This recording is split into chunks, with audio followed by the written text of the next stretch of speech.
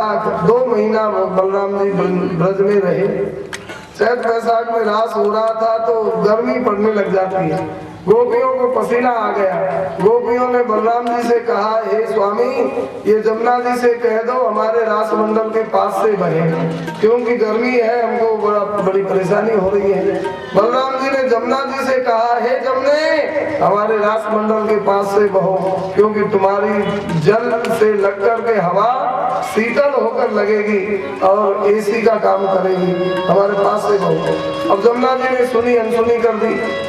बलराम जी को आया गुस्सा और कहे कि जमुना मेरी बात नहीं मानोगी, ठहरो मैं तुमको दंड देता हूँ।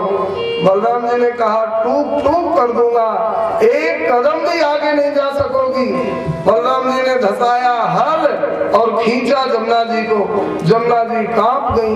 जमुना जी हाथ जोड़ करके बलराम जी के सामने आ गए और स्तुति करने लग गई, हे प्रभु राम राम महाबाहो, न जाने तब विक्रमम यस्यै कांसेन विधृता जगती जगतापते। हे प्रभु आप तो शेष हैं, भगवान हैं, संकर्षण हैं, आपके 1000 फणों पर से एक फण पर यह ब्रह्मांड ऐसे ही रखा है जैसे सरसों का दाना है। ब्रह्मांड भुवन विराज जाके एक सिर जिन रजकनी, सोई चह उठावन मूड रावण नाई जान नहीं त्रिभुवन धनी। भगवान बलराम जी प्रसन्न हो गए और जमुना जी पास से ही बहने लग गई। मान ली आज्ञा, जमुना जी को छोड़ दिया अवधान जी ने। और महाराज सुखदेव जी कहते हैं, अद्यापि दृश्यते राजन यमुना कृष्णवत्मना। आज भी जमुना जी में वह परशुराम जी का, बलराम जी का वह पराक्रम दिखता है। एक पौंड्रक नाम का राजा था, बड़ा विचित्र था। उसको मिल गए चापलूस परिकर और उन्होंने उसको बहका दिया, हे राजन आप असली वासुदेव हो और ये द्वारका का वासुदेव तुम्हारा नाम बेच करके खाता है, उसको मना करो। और देखो तुम तो असली भगवान हो, भक्तों की रक्षा के लिए अवतार लिए हो। इस मूर्ख ने भी मान लिया कि नहीं वासुदेव मैं ही भगवान हूँ। अब किसी ने कहा, भाई वासुदेव को तो 4 भुजा है, तुमको तो 2 ही हैं, तो इसने 2 भुजा लकड़ी की लगवा दी। आनंद हो गया। फिर किसी ने कहा कि भाई वासुदेव को तो नीला रंग है, तुम तो गेहूं रंग के हो, इसने पेंटर बुला करके अपना सारा शरीर पेंट करवा लिया। तो किसी ने कहा, इसने कहा अब कैसा लगता हूँ, कहा कि 4 भुजा भी हो गई, नीला रंग भी हो गया, अब एक और कमी है क्या, वासुदेव तो गरुड़ पर जाते हैं, तुम्हारे पास साइकिल भी नहीं है। तो इसने महाराज चील गाड़ी वाला गरुड़ बनवा लिया और उड़ करके जाता था। तो तेल खत्म हो जाए तो गरुड़ भी मरे, वासुदेव भी मरे। तो बड़ा विचित्र। अब यह है भगवान वासुदेव की तरह बैठे, वासुदेव की तरह उठे, वासुदेव की तरह हंसे और वासुदेव की तरह भोजन करे। लोगों से पूछता, भैया मैं पूरा वासुदेव। लोगों ने कुछ दिन बाद में कह दिया, हाँ महाराज आप फिट है, अब पूरे फिट है। अच्छा, तब इसने पत्र लिखा भगवान को द्वारका में, हे वासुदेव मेरा नाम बेच करके कमाता खाता है, अस्त्र शस्त्र छोड़ दे मेरे। भगवान ने दूत से कहा कि भैया जब असली वासुदेव आ गए हैं तो हम क्यों मेहनत करें, हम छोड़ देंगे। कौन धारण करेगा, कहा हमारे वासुदेव करेंगे। कहा तो बुला लो वासुदेव। अब तक बहुत बने भगवान, अब तक बहुत बने भगवान, अब तक बहुत बने भगवान, अब तक बहुत बने भगवान। हिरण्यकशिपु रावण और पौंड्रक, हिरण्यकशिपु रावण और पौंड्रक, बेन सरिस नादान, अब बहुत बने भगवान।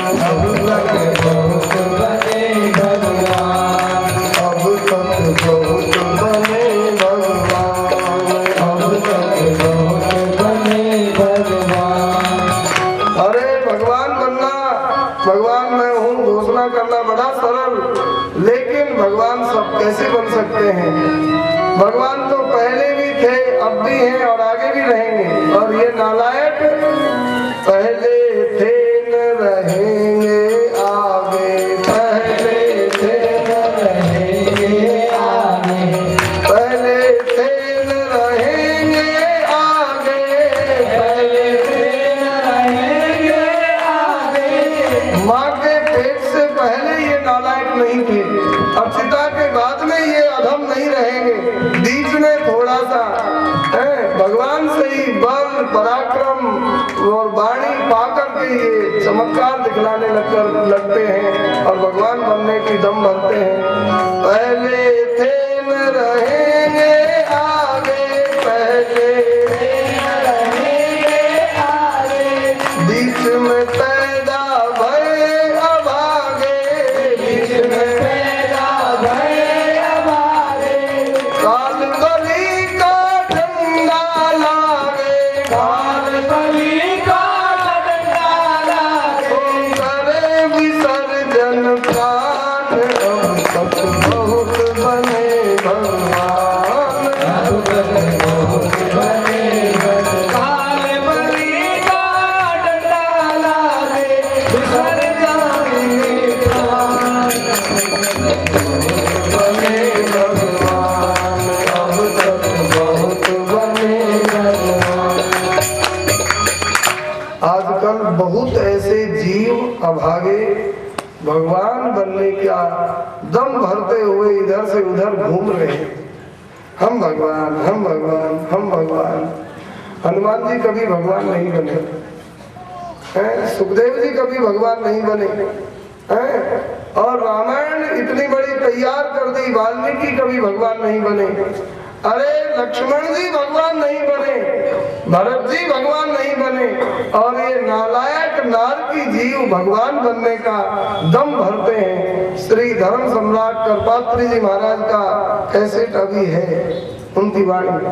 उन्होंने कभी प्रवचन में कहा था कि आज धरती पर 350 जीव भगवान बन के घूम रहे हैं। उस समय 350 थे, और अब तो कई भगवान तो मर गए बेचारे, और कई सड़ रहे हैं जेलों में और घरों में, और कई और नए नए फिर और भी पैदा हो गए। एक कथा सुनाए बहुत सुंदर, भगवान बनने से क्या हानि है जीव। एक चित्रकूट के रामायणी श्री मानस किंकर जी महाराज ने ये कथा सुनाई, बड़ी सुंदर है। एक बार की बात, ग्वाल वालों में, ब्रज के ग्वाल वालों में चर्चा चली कि भैया ये कन्हैया को ब्रजवासिनी गोपियां ज्यादा क्यों मानती है, हमको तो मानती नहीं होती। कन्हैया माखन चोरी सिखाता है हमको, हम तो ये सिखाता है तब जाते हैं, हमको तो हमारे बाप दादा ने चोरी नहीं करी।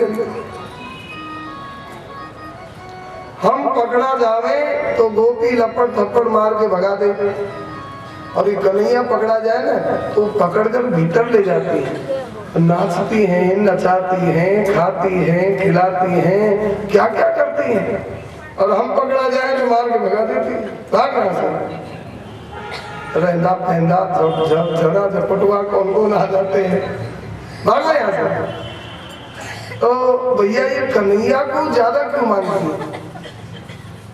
तो किसी ने कहा भाई ये गोपिन से ही पूछेंगे। अरे कहा गोपिन से क्या पूछेंगे, हमसे पूछ लो। एक ने कहा तू बता, कहा कि ये छैल चिकनिया बन करके रहता है, ये बढ़िया सुंदर चिकना चुपड़ा रहता है, और मोर मुकुट लगाता है, पीताम्बर पहनता है, और राजा का छोरा है, जो नए नए कपड़ा पहनता है। हम लोगों के पास कोई कपड़ा है नहीं, इसीलिए बस मानती है, और कोई विशेषता नहीं है। ऐसे तो मैं गोरा हूँ, ये काला है, मैं ब्राह्मण हूँ, ये अहीर है, और मैं पढ़ा लिखा, ये मूर्ख है, फिर भी ये बस यही कारण है और कोई कारण नहीं। अच्छा, तो कहा कि भैया ऐसा करो, अभी कन्हैया बछड़ा घेर में गए हुए हैं, तो ऐसा करो ये कन्हैया पे कह दे कि भैया कपड़ा तू खोल दे, और तेरे कपड़ा मैं पहनूंगा और तू हमारे कपड़ा पहन ले, तब तो हम ही कृष्ण हो जाएंगे, गोपी हम ही को मानेंगे, भीतर ले जाएंगी, माखन खिलाएंगी, नाचेंगी नचाएंगी, आनंद हो जाएगा। कन्हैया आए, अब इशारे से बात कर रहे थे सखा। हाँ हाँ हाँ कह दे। कन्हैया ने कही भैया तुम कहते कुछ नहीं हो और आँख के इशारे से ही आँख नचा करके हाँ कह रहे हो, बताओ क्या बात है। कन्हैया बात ये है, हमारे मन में जिज्ञासा हुई कि ये गोपी तुमको ज्यादा क्यों मानती है, तेरे में कोई विशेषता भी नहीं है फिर भी तुमको ज्यादा मानती है, क्यों मानती है। कन्हैया ने, अब कन्हैया कैसे कहें कि मैं परमात्मा हूँ और परमात्मा की और जीवात्मा का सहज स्वभाव से आकर्षण होता है। ये सिद्धांत है कि अंश का अंशी में सहज आकर्षण होता है।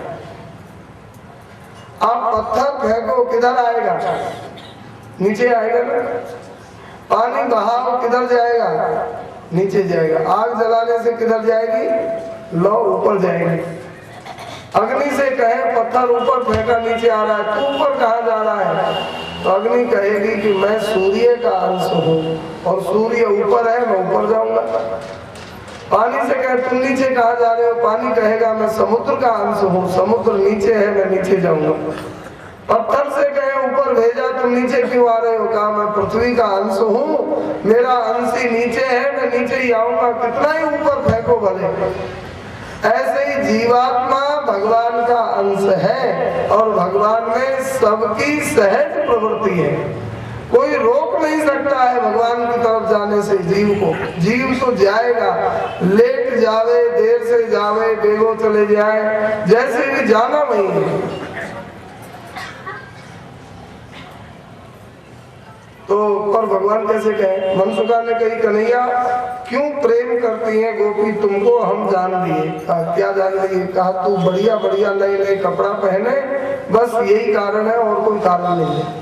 तो भैया मैं कहा करूं, कहा करे, कहा एक कपड़ा उतार दे, फिर मोर मुकुट उतार दे, आभूषण उतार दे, कपड़ा पीताम्बर आदि उतार दे, और कौन पहनेगा, कहा हम पहन लेंगे। और मैं कहा तू हमारे कपड़ा पहन ले, और कन्हैया फिर हम भगवान कृष्ण बन जाएंगे। मोर मुकुट पहनने से, तेरे आभूषण और कपड़ा पहनने से हम ही भगवान बन जाएंगे, फिर तो गोपी हमें ही मानेगी। अच्छा, भगवान ने कहा भैया तुम कपड़ा के भार को झेल नहीं सकोगे। एक सखा ने कहा सारे तेरे सहित उठा करके 10 कोस दौड़ सकता हूँ, कपड़ा के भार को झेल नहीं सकेंगे, मैं तेरे सहित कपड़ा को उठा सकता हूँ। अरे अरे भैया मेरा कहने का मतलब ये है कि ये कपड़ा पहनने वाले को बड़े बड़े काम करने पड़े।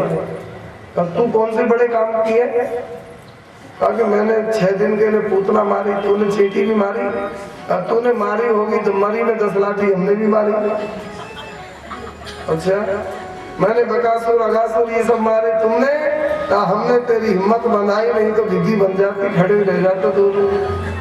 अच्छा, तो भैया खोलूं कपड़ा, का खोल दे, और देख क्या रहा है, जल्दी खोल। भगवान ने कहा भैया सोचने के लिए 1 दिन की मोहलत दे सकते हो। हाँ, 1 दिन की मोहलत। सखाओं ने इशारा किया भाग के कहा जाएगा, दे दो, कल देख लेंगे। उस दिन दशमी थी, दूसरे दिन एकादशी।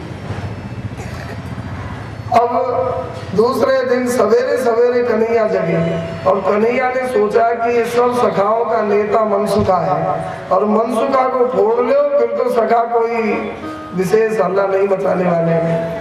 भगवान गए मनसुखा के घर और मनसुखा से कही है ब्राह्मण को छोरा होकर 10 बजे तक सोएगो, 4 ही बजे जगा दिया भगवान ने। चल जमुना नहाने चलते हैं। मनसुखा ने कही चलो भैया। अब मनसुखा को लेकर भगवान जमुना नहाने के लिए आ गए। जमुना जी के किनारे दोनों ने वस्त्र खोल दिए और कहा भैया देखो वृंदावन के बंदर बड़े खतरनाक हुए और चश्मा उतार ले, कपड़ा ले जावे और जो भी हाथ पड़े सब ले जावे। तो कन्हैया ने कहा कि एक कपड़ा देखेगा, एक नहाएगा, फिर दूसरा कपड़ा देखेगा, वो नहाएगा। तो तू पहले कपड़ा देखेगा कि नहाएगा। मनसुखा ने सोची कि ये अहीर है, नहाने में देर ज्यादा लगाएगा और हम तो ब्राह्मण है, मंत्र से भी स्नान कर लेंगे। तो कहा कि कन्हैया तू स्नान कर ले, मैं यहाँ खड़ा रहता हूँ। ठीक। और कन्हैया ने अपना मोर मुकुट उतारा, आभूषण उतारे, कपड़ा उतारे, और भगवान पहुंच गए जमुना जी में नहाने को और खूब गोता लगा लगा के नहा रहे थे। मनसुखा के मन में बात आई कि देखो कल तो कोई बुद्धि लगा दी इसने एक दिन की मोहलत मांग करके, और आज भी न जाने कौन बुद्धि लगाएगा, खोलेगा कि नहीं खोलेगा। क्यों, कितना अच्छा होता ये खुले खुला ही कपड़ा है, ये पहन लो आप।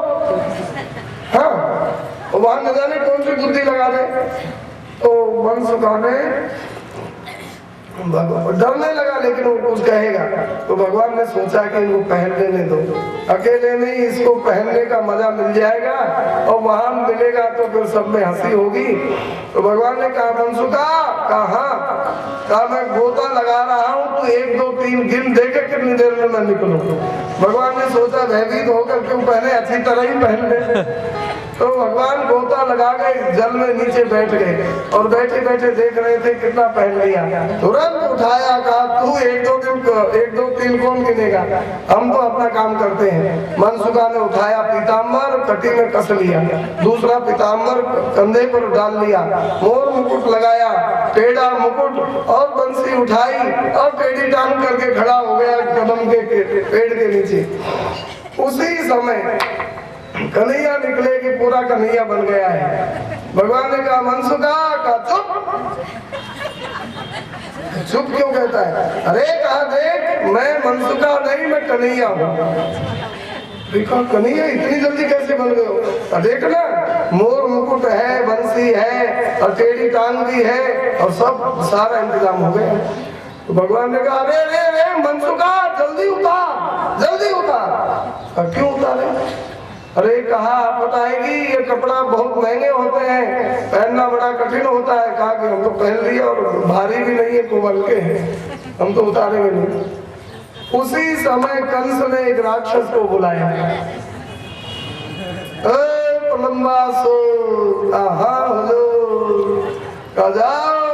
ब्रज में, और वह नंद का प्रदंड, वह हमारे राक्षसों को मारता है रोजाना, उसको पकड़ के यहाँ ले आना।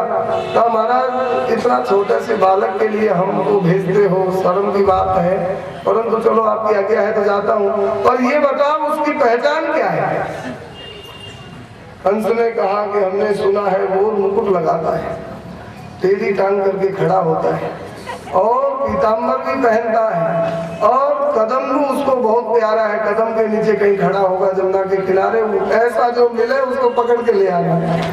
अब वो आया राक्षस, जो देखता हुआ आकाश मार्ग से आ रहा था, देखा कि ओ ये है, पीताम्बर भी है, मोर मुकुट भी है, टेढ़ी टांग भी है, कदम के नीचे भी है और उतर पड़ा आकाश से वह।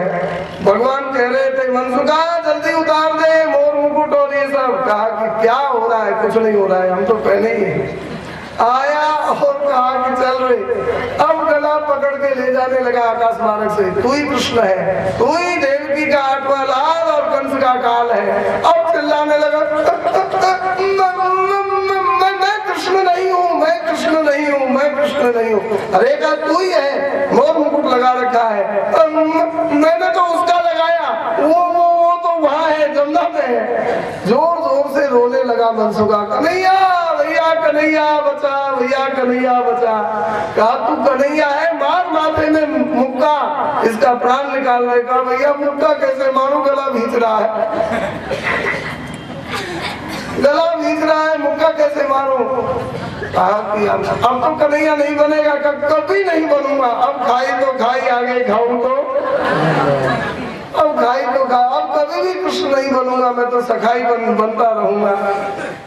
भगवान उछले और उछल करके एक घूंसा मारे, उसके मस्तक में प्राण पखेर उड़ गए। बोलिए कृष्ण जन्म भगवान की। बताओ भला, भगवान के साथ रहने वाले सखा वो कृष्ण नहीं बन सकते हैं। उतार करके और भगवान लाए जमीन पर, मनसुखा को खड़ा किया और मनसुखा तर बतर हो गया। मोर मुकुट उतारा, बाप रे बाप, ले कन्हैया भैया ये मोर मुकुट तू ही पहन सकता है। और पीताम्बर और सारा बंसी लकुट सब हटा दिया। कहा मनसुखा थोड़ी देर और पहन ले। कहा कि अब ले थोड़ी देर में तो यहाँ बताइए और अब आगे क्या होगा। तो अब कभी भी नहीं बनूंगा। इन अभागों को सपने में भी भगवान का दर्शन नहीं हुआ होगा और भगवान बने डोलते हैं। और जो भगवान के नित्य सखा है मनसुखा, वे सखाई दास ही बनते हैं, वे कभी भगवान नहीं बनते हैं। अब तक बहुत बने भगवान, अब तक बहुत बने भगवान। रावण हिरण्यकशिपु और पुंडक रावण, जैसे बेन सरिस नादान, अब तक बहुत बने भगवान, अब तक बहुत बने भगवान, अब तक बहुत बने भगवान, अब तक बहुत बने भगवान। इन अभागों से भगवान कृपा करें तभी जीव छूट सकता है। पुंडक भगवान द्वारकाधीश के सामने आया। भगवान ने कहा कि आपने दूत के द्वारा खबर भेजी थी मेरे अस्त्र शस्त्र छोड़ो, तो मैं अस्त्र शस्त्र छोड़ू, धारण कौन करेगा? इसने कहा मैं धारण करूंगा। तो भगवान ने कहा तो बताओ कौन अस्त्र छोड़ू पहले, गदा छोड़ू कि चक्र छोड़ू? का चारों छोड़ो। का चारों को तू धारण क्या करेगा? पहले चक्र छोड़ता हूँ, करो धारण। भगवान ने चक्र छोड़ा तो करके गया, इसका गला धड़ से अलग कर दिया। बोलिए चक्रधारी भगवान की। इसका मित्र था काशी नरेश, उसने मित्र का बदला लेने के लिए द्वारका पर चढ़ाई करी। भगवान ने सुदर्शन को आज्ञा दी, इस काशी नरेश का मस्तक काट करके काशी के मुख्य द्वार पर धर दो। सुदर्शन जी ने ऐसा ही किया। उसका बेटा सवेरे निकला, अपने पिता का मस्तक द्वार पर देख करके बड़ा भारी उद्विग्न हुआ। उसने सोचा द्वारकाधीश बलवान है, लड़ तो सकता नहीं हूँ, परंतु मैं द्वारका और द्वारकाधीश का नाश कर दूंगा। इसने काशी के सब ब्राह्मणों को अनुष्ठान में बैठा दिया और मारण प्रयोग किया और एक कृत्या प्रकट हुई। कृत्या ने कहा क्या करना है? कहा जाओ द्वारका और द्वारकाधीश का नाश कर दो। कृत्या आग उगलती हुई द्वारका की ओर आ रही थी। सुदर्शन भगवान ने पूछा प्रभु कृत्या आ रही है, क्या करूं? भगवान ने कहा सुदर्शन जाओ कृत्या का नाश करो और काशी को जला करके राख की ढेरी बना दो। बोलिए भक्तवत्सल भगवान की। सुदर्शन ने महाराज सारी काशी को जला करके कृष्ण क्लिष्ट कर्मणः, वाराणसी काशी को भगवान श्री कृष्ण के चक्र में दग्ध कर दिया, जला करके राख बना दिया। आप कहेंगे कि काशी जलाई तो काशी विश्वनाथ नाराज हो गए होंगे। नाराज नहीं, प्रसन्न हो गए। काशी विश्वनाथ और श्री कृष्ण की एक राय होती है। भगवान विश्वनाथ ने कहा प्रभु इन दुष्ट ब्राह्मणों को मार दिया, अच्छा किया, मैं भी परेशान था। बताओ इन नीच ब्राह्मणों का कितना बड़ा दुस्साहस हो गया। मैंने अनुष्ठान करने से मतलब, और अनुष्ठान का प्रयोजन क्या है ये नहीं जाने, संकल्प भी किया होगा और द्वारिका को जलाने का दुष्ट संकल्प इन्होंने करने का दुस्साहस किया।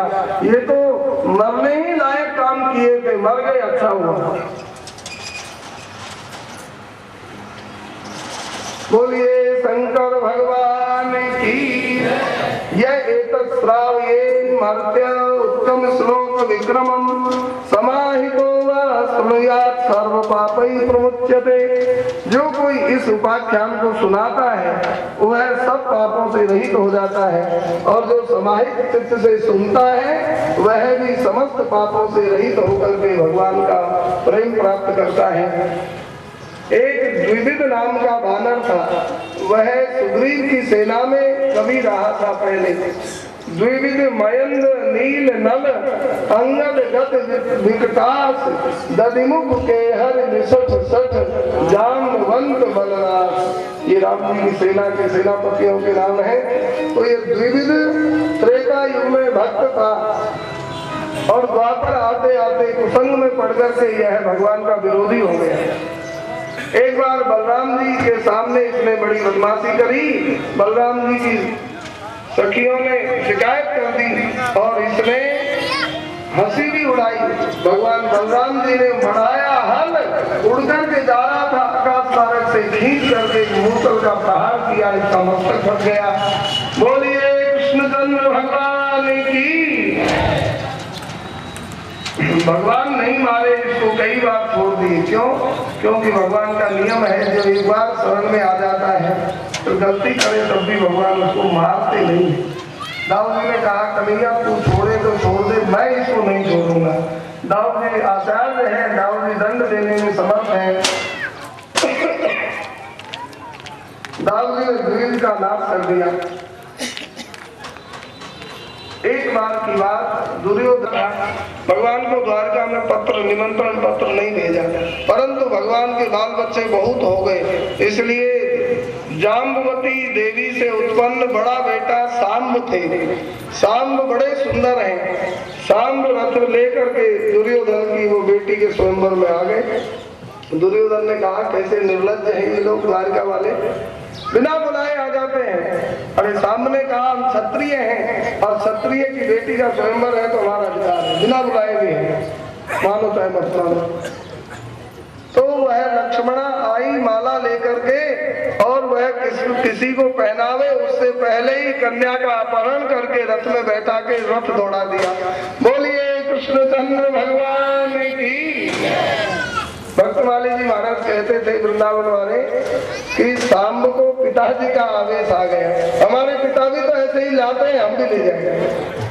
अरे तो पिता अपनी सामर्थ्य से लाते, तुम कैसे ले जाओगे? 9 महारथियों ने सांब के ऊपर आक्रमण किया। दुर्योधन, दुशासन, भीष्म, कर्ण, द्रोण, सबने। और अब तो महाराज सांब ने कहा अरे मूर्खो, तुम एक एक आओ, मैं तुम सबको संतुष्ट करूंगा। परंतु ये तो सब अधर्मी थे और एक ही साथ टूट पड़े बेचारे। सांब को बंदी बनाकर जेल में बंद कर दिया। नारद जी ने सूचना दी प्रभु बाल बच्चों की हाजिरी लेते हो कि नहीं? कहा क्यों? कहा कि वो एक आपका राजकुमार हस्तिनापुर की जेल में बंद है। भगवान ने कहा अच्छा ऐसा? उग्रसेन सुनते ही कहा आक्रमण। ये है भगवान जिसको बड़ा बनाते हैं, देखो सहन नहीं कर पा रहे आक्रमण। ये आक्रमण भी किसके बल से कह रहे हैं? भगवान के बल से। बलराम जी ने कहा कि महाराज यदि बात से बात बन जाए तो लात मारने की क्या जरूरत है? उग्रसेन जी ने कहा बलराम बात से बात नहीं बनेगी, क्योंकि वो बात का भूत नहीं लात का भूत है, लाभ से ही मानेगा। कहा नहीं मेरा चेला है, मैं समझा के ले आऊंगा। कहा तो ले आओ, तुमको चेला का पक्ष दिख रहा है। तो बलराम जी आए हैं उग्रसेन महाराज का पत्र लेकर के और सेवक के द्वारा उग्रसेन का पत्र दुर्योधन के यहाँ भेजा। दुर्योधन पत्र पढ़ करके पांव से कुचल दिया और कहा कि देखो देखो ठीक ही कहा है किसी ने, समय समय पर पांव की जूती भी सिर पर चढ़ने लग जाती। ये उग्रसेन हमारे ही छत्र चवर लेकर के राजा बना है और हमारे ऊपर हुकूमत चला रहा है। कितने दिन तक यह कंस के जेल में सड़ता रहा, आज कृष्ण ने इसको क्या ऊंचा बैठाया, ये तो हमारे ही सिर पर आने लगा। नहीं मानता हूं मैं उग्रसेन की बात, देख लूंगा क्या कर लेगा। बड़ी गद्दी हस्तिनापुर है, क्या क्या सब कहने लगा। बलराम जी को सेवक ने जो कि तो बात सुना दी, ऐसा नीच कह रहा है। अब तो बलराम जी को आया गुस्सा, देखो इस दुष्ट को, जिनकी आज्ञा में सर्वेश्वर श्री कृष्ण रहते हैं और उन उग्रसेन को ये क्या समझता है। खैर अभी उग्रसेन की क्या महिमा है बताता हूँ। बलराम जी ने हल धसाया हस्तिनापुर की धरती में और जोर से हिलाया, सारे बड़े बड़े महल धड़ धड़ धड़ धड़ सब गिरने लगे। जैसे कच्छ भुज में कुछ साल पहले सुधन को, अरे दुष्ट तू मरेगा और सबको मराएगा, क्यों नहीं दे देता है बेटी को और सबकी रक्षा कर। अब दुर्योधन बलराम जी के पराक्रम को जान गए और आकर चरणों में प्रणाम किया। अपनी बेटी, दामाद और दहेज लेकर के दाऊ जी के सामने प्रकट हुआ। नमस्ते सर्वभूतात्मन सर्वशक्ति धराब्दे विश्वकर्मन नमस्ते स्तु त्वां वयं शरणं गता। हे बलदाऊ जी, आप तो जगत का हित करने वाले हैं। कोपस्ते किल शिक्षार्थम न द्वेषान न च मत्सरात् विव्रतो भगवान सत्वम स्थिति पालन तत्परा।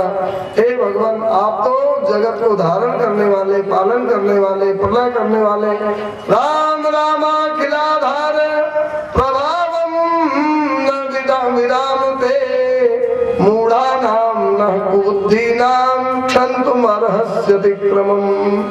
हे राम, हे बलराम, हे गुरुजी महाराज कृपा करो। दाऊ जी प्रसन्न हो गए।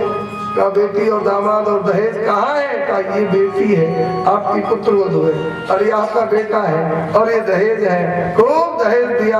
बोलिए बलराम जी महाराज की। अरे जय तो बोलो। श्री बलभद्र भगवान की। हनुमान जी का असर तो है।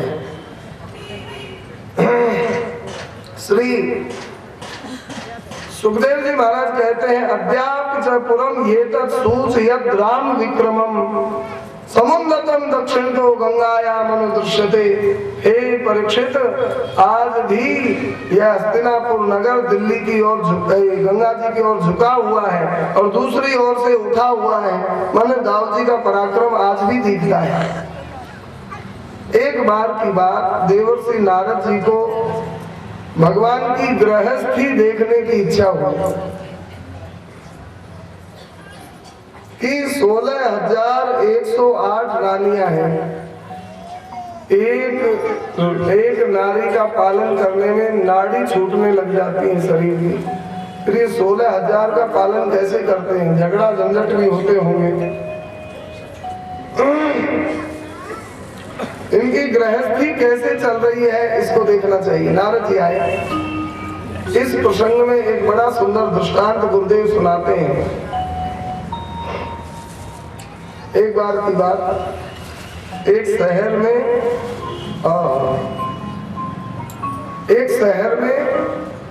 एक सेठ ने धन खूब था, शौक में 2 ब्याह कर लिए। क्या है, कमी है नहीं, मकान में खूब और धन, खाने पीने कमी नहीं, 2 ब्याह कर लिए। एक पत्नी नीचे के महल में रहती, एक दूसरे मंजिल पर रहती। दोनों के लिए कोई कमी नहीं। कभी सेठ जी नीचे वाली रानी के यहाँ, नारी के यहाँ रहते, कभी ऊपर जाते। एक दिन की बात, नीचे वाली के यहाँ भोजन किया और ऊपर वाली के यहाँ जा रहे थे सीढ़ी में से। नीचे वाली पत्नी ने पांव पकड़ लिए। क्यों जाओगे ऊपर, आज यहीं रहो। ऊपर वाले ने देखा कि मेरे यहाँ आते हुए मेरे पति को ये कैसे रोक रही है। वह भी सीढ़ी में से उतर करके और चुटिया पकड़ी थी, कान पकड़ी, पता नहीं क्या। अब ऊपर वाली कहती है कि तुम हमारे यहाँ आने से क्यों रोक रही है? नीचे वाली कहती है कि ऊपर क्यों जाओगे, यहीं रहो। अब महाराज ऊपर वाली ऊपर खींचे, नीचे वाली नीचे खींचे। सेठ जी सीढ़ी पर और महाराज नीचे ऊपर हो रहे थे। उनके घर में चोर चोरी करने के लिए घुसे थे, लेकिन चोर एक तरफ बैठे थे छज्जे पर, सोच रहे थे घर वाले सोए तब हम चोरी करें। लेकिन ऊपर वाली भी नहीं छोड़े, नीचे वाली भी नहीं छोड़े। रात भर ये घिसा घिसी होती रही। अब सेठ जी चिल्ला रहे, अरे तू तो छोड़ दे। तो वो कहते मैं कैसे छोड़ दूंगी? अरे तू छोड़ दे का, मैं कैसे छोड़ दूंगी? अब दोनों जिद्दी और दोनों ही छोड़े नहीं। सेठ जी बड़े भारी परेशान, बेचारे सीढ़ी पर ऊपर नीचे होते रहे सेठ जी। अब सवेरा हो गया, चोर चोरी नहीं कर पाए, निकल करके भाग रहे थे। पुलिस ने देख लिया, पकड़ करके जज के सामने ले गई पुलिस। महाराज चोर पकड़े गए। चोरों को कहा क्यों रे नीचो, कमा कर नहीं खाया जाता है, चोरी करते हो? कहा हुजूर चोरी कर नहीं पाए। करने तो गए थे, कहा करने तो गए थे पर कर नहीं पाए। कहा चलो करने ही गए थे, पकड़े गए, दंड मिलेगा। तो हुजूर क्या दंड दोगे? कहा पुलिस से कहा कि किस सेठ के घर में पकड़े गए उस सेठ को लाओ और वो जो दंड कहेगा वही दंड दिया जाएगा। वो सेठ जी से पुलिस ने कहा कि चलो भाई जज साहब बुला रहे, तुम्हारे घर में चोर पकड़े थे और तुम दंड कहोगे वही दंड दिया जाएगा। सेठ जी बेचारे सवेरा होते ही वो रानियों ने छोड़ा और बेचारे नहा धोकर के जैसे तैसे जज के सामने गए, जहां तहां छिल गए थे रात भर के परिश्रम से। अब पहुंचे वहां जज के सामने, जज ने कहा देखो सेठ जी तुम्हारे घर के ये चोर हैं, चोरी तो नहीं कर पाए पर पकड़ा गए, अब इनको क्या दंड दिया जाए। सेठ जी ने कहा दंड, सेठ जी को तो एक ही दंड दिख रहा है। अब सेठ जी कहे क्या कहूँ, कहा कहो इसको दंड क्या दे, कहा कि जितना खर्चा लगेगा मेरी तरफ से इनके दो ब्याह करा दो। मैं पूरा खर्चा दूंगा, इन दोनों बेईमानों के दो ब्याह करा दूंगा, सबसे बड़ा दंड ये है। अब महाराज जज भी बड़ा परेशान, खर्चा पूरा देगा और दो ब्याह कौन सा दंड। अब ये चोरों की ओर देखा जज ने, तब तो देखते अब ये थर कांप रहे थे बेचारे, ऊपर का सांस ऊपर नीचे का नीचे, सूख गए थोड़ी देर में। तो जज ने कहा क्यों रे नालायक हो, सारा खर्चा मिल रहा है क्यों परेशान होते हो, दो ब्याह करा लो। कहा हुजूर फांसी पर चढ़ा दो भले, लेकिन दो ब्याह वाली सजा मत दो। अब जज को नहीं समझ आ रही थी कि दो ब्याह वाली कौन सी सजा है। अरे फांसी पर मर जाओगे, कहा एक बार मरेंगे ना, अरे दो ब्याह वाली सजा तो जीवन भर मरेंगे। फांसी पर चढ़ा दो, दो ब्याह वाले दंड। कहा तुम घबराते क्यों हो, कहा कि महाराज हम रात भर ये दंड को देखे इसलिए घबरा रहे। नारद जी ने सोचा जब दो ब्याह में ये हाल है तो 16,108 में क्या नतीजा हो रहा होगा देखना चाहिए। और ये नारद जी की जिज्ञासा थी कि नहीं, हम लोगों की शंकाओं का समाधान करने के लिए नारद जी महाराज पधारे हैं। भगवान श्री कृष्ण रुक्मिणी जी के महल में और नारद जी वहीं पर पधारे। रुक्मिणी जी और श्री कृष्ण ने नारद जी का स्वागत किया। आइए गुरु जी, बड़े दिन में पधारे हो, क्या खाओगे क्या पियोगे। नारद जी ने कहा ठीक है प्रभु, अब कुछ खाने पीने की इच्छा नहीं, थोड़ी जल्दी में हूँ और फिर कभी आऊंगा। अच्छा नारद जी आते रहना। दूसरे महल में गए तो वहां भी भगवान, तीसरे में वहां भी भगवान, जो महल में जावे वहां सब सर्वत्र भगवान। और अभी पीछे भगवान ने स्वागत किया है, लेकिन दूसरे महलों में भगवान नारद जी जाते हैं तो वो भगवान कहते हैं बहुत दिन में आए। नारद जी बड़े दिन में दर्शन दिए और माने नया स्वागत। एक कृष्ण और अलग अलग रानियों के महलों में अलग अलग रूप से विराजमान हैं और वहां पर नए काम कर रहे हैं। तो नारद जी की एक शंका तो मिट गई, लेकिन दूसरी शंका खड़ी हो गई। माने कैसे गृहस्थी निभ रही है, ये शंका तो मिट गई। क्यों?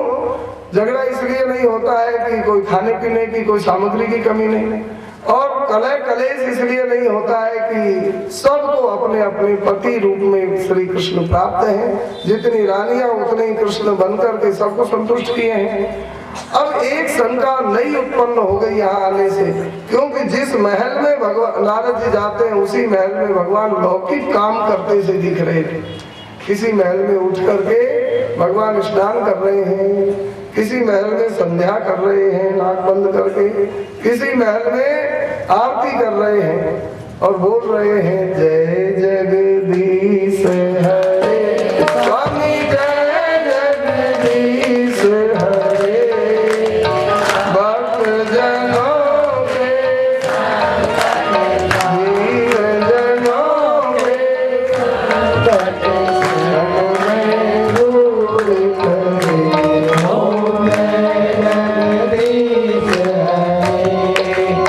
और क्या कह रहे हैं, मात पिता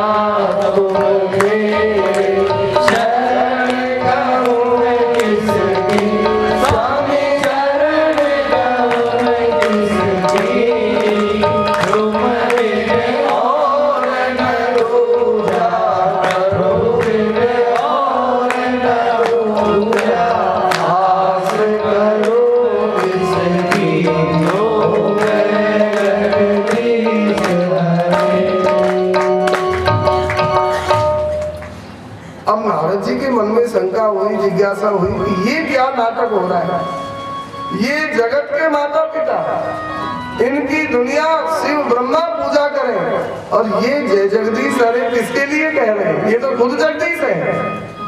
और ये सबके माता पिता और कह रहे माता पिता तुम मेरे। कहीं बेटी का ब्याह कर रहे हैं, कहीं विदा कर रहे हैं, कहीं बेटी की अगवानी कर रहे हैं, कहीं संधि की बात कर रहे हैं, कहीं बच्चों को पढ़ा रहे हैं, कहीं यज्ञ कर रहे हैं। स्वाहा स्वाहा। नारद जी ने सोचा कि ये यज्ञ किसके लिए कर रहे हैं, कहीं तर्पण कर रहे हैं, कहीं पिंडदान कर रहे हैं, कहीं पर महाराज श्राद्ध कर रहे हैं। धीरे चित्र ले लगे। नारद जी ने सोचा कि इनके पितर क्या कहीं पड़े हैं क्या, ये जिज्ञासा होगी। ये लौकिक कर्म तो जीव के लिए होते हैं, परमात्मा के लिए नहीं होते हैं। लौकिक काम क्यों कर रहे हैं, शंका लेकर नारद जी निकले और भगवान बाहर दिव्य रूप से इनको दर्शन दिए और कहा बड़ा सुंदर। महलों में नारद जी जाते तो भगवान कहते गुरुजी बड़े दिनों में आए, और जब समझाने के लिए भगवान प्रकट हुए तो कहा बेटा बड़ों के चरित्र में संदेह नहीं करना चाहिए, क्योंकि भगवान के नाती है नारद जी। भगवान के बेटा ब्रह्मा और ब्रह्मा के बेटा नारद जी नाती हुए ना। ब्रह्मन् धर्मस्य वक्ताहम् कर्ता तदनुमोदिता तत्शिक्षयन् लोकमिमम् आस्थिता पुत्रमाखिलः। बेटा खेद मत करो, देखो मैं लोक शिक्षा के लिए ये सब कर्म करता हूँ। यद्यपि हमको जरूरत नहीं है कर्म की, फिर भी मैं नहीं करूँगा तो मेरी देखा देखी सब कर्म छोड़ देंगे। मेरा तो कुछ नहीं बिगड़ेगा, लेकिन और कर्म छोड़ देंगे तो उनका तो बहुत ज्यादा नुकसान होगा। द्वारका में भगवान विराजमान है। 2 जगह से पत्र आए, एक हस्तिनापुर से और एक मगध से, बिहार से। उद्धव जी से भगवान ने पूछा, उद्धव प्रधानमंत्री हैं द्वारका का।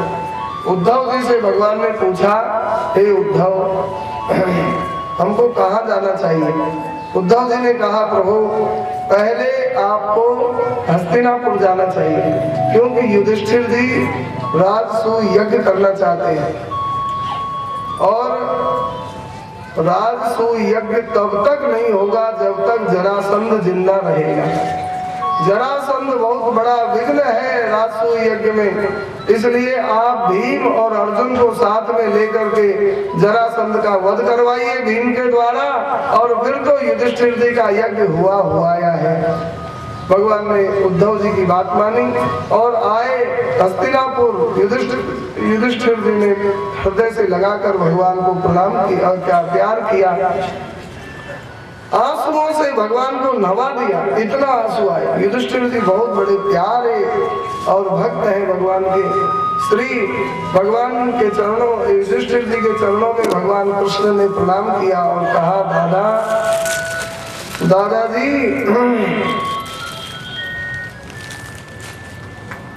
हाँ माताएं, भगवान के भक्तगण आगे आ जाएं, स्थान का अभाव है। हाँ ये तो बात भूलने की नहीं। आगे आ जाओ, अगल बगल में जगह मत छोड़ो, यही प्रार्थना है। एक बंसी वाले की बात मानो, अच्छे अच्छे भजन सुनाएंगे।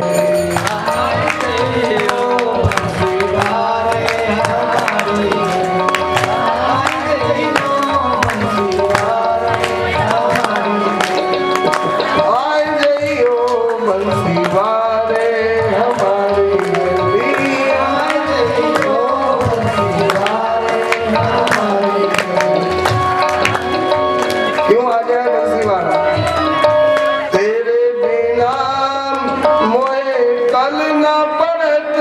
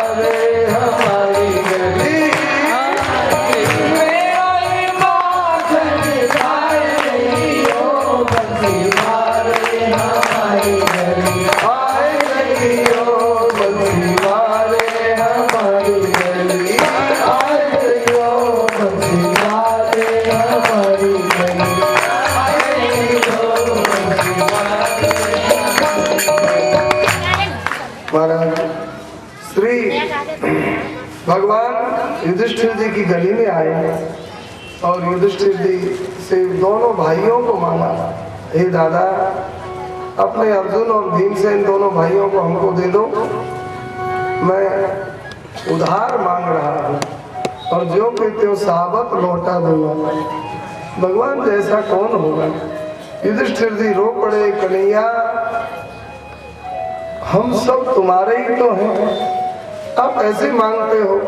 श्री अर्जुन और श्री भीमसेन का हाथ पकड़ के युधिष्ठिर जी ने पानी ग्रहण करा दिया, मानो हे श्याम सुंदर आप हम सब के पति हो। भगवान ने दोनों का हाथ पकड़ा और तीनों ब्राह्मण बनकर के गए हैं जरासंध के यहाँ भगत। ब्राह्मणों का बहुत बड़ा भगत है ये जरासंध, क्योंकि आपने सुना कल ब्राह्मणों से मूर्त निकलवा के कृष्ण पर चढ़ाई किया तो इसकी जीत हो गई थी। तब से ब्राह्मणों में बड़ी भारी श्रद्धा हो गई। ब्राह्मण सिर भी मांगे तो देने के लिए तैयार है। भगवान ने कहा कि ब्राह्मणों का तो श्रद्धावान और मुझ ब्रह्म का द्रोही, मुझ ब्रह्म का विरोधी, चल तेरी ब्राह्मण श्रद्धा से ही तेरा नाश कराऊंगा। बोलिए वृंदावन बिहारी। इस सिद्धांत को हम सब सुने, कितना भी बड़े धर्म का पालन हम करें, चाहे नारी बहुत बड़ी पतिव्रता हो जाए, चाहे मनुष्य देवी का भगत हो, ब्राह्मणों का भगत हो, सत्यवादी हो, सदाचारी हो, अतिथि सेवक हो, और यदि राम जी का विरोधी है तो उसका धर्म ही उसको खा जाएगा। सारे धर्म कर्म जब तक श्री प्रभु के चरणों में समर्पित नहीं होते हैं तब तक वो फलदायी नहीं होते हैं। भागवत जी ने लिखा है वृंदा देवी से बड़ी पतिव्रता कौन होगी, लेकिन असुर को जिंदा रखने में उसने पातिव्रत का प्रयोग किया। भगवान ने उसके पतिव्रत धर्म को ही नष्ट कर दिया। रामायण में लिखा है चल कर तारों तासुव्रत प्रभु सुर कारज कीन, जब कहीं जाने मरम तब श्राप को कर दीन। हे कितने बड़े धर्मात्मा हो, तू ब्राह्मणों की भक्ति करके, ब्राह्मण भक्ति दिव्य है करनी चाहिए, लेकिन ब्रह्म का विरोध करके ब्राह्मणों की भक्ति ये ढोंग है, ये पाखंड है, और ये ब्राह्मण भक्ति से ही उसका नाश हो जाएगा। अगर ब्रह्म का भजन करें, भगवान का भजन करें, तो सारे धर्म बिना आचरण किए ही हमको सब धर्मों के पालन का फल मिलेगा, और नहीं तो सारे धर्म धर्म नहीं अधर्म होंगे।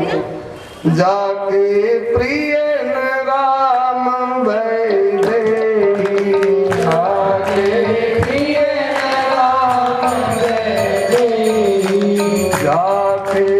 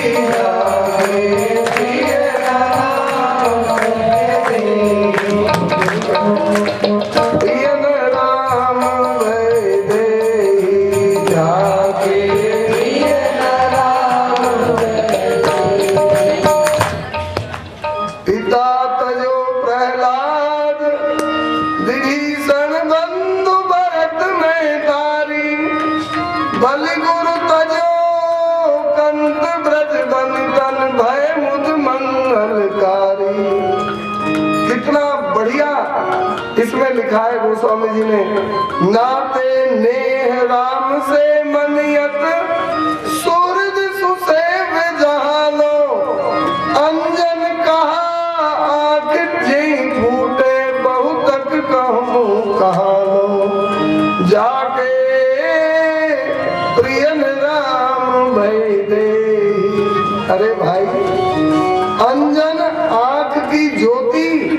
बढ़ाने के लिए और शोभा बढ़ाने के लिए लगाया जाता है। अंजन आंख में लगाया जाता है, नाक में नहीं लगाया जाता है, ओठ में नहीं लगाया जाएगा। आंख में अंजन शोभा बढ़ाएगा और नाक में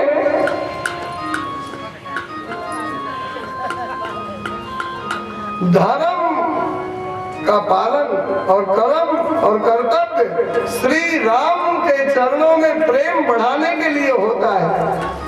और जो धर्म, जो कर्म, जो कर्तव्य भगवान से युद्ध करवावे वह धर्म है कि अधर्म है। वृंदावन बिहारी लाल की जय।